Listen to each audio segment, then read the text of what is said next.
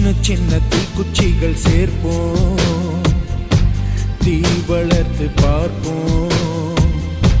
விடியல் வரும் முன்னே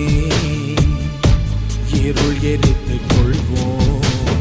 குட்டுப்பட்ட கூட்டம் குனிந்த கதை போதும்.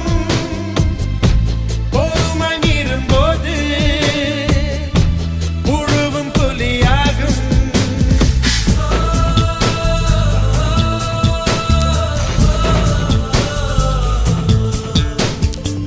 தீயின் புதல்வர்கள் உறங்குதல் முறையா? சிங்கத்தின் மீசையில் சிலந்தியின் வலையா? புதத்திலே பழுத்தவர் ஒன்றாய் திரட்டுவோம், நிஜத்திலே பூமியை முட்டி புரட்டுவோம்.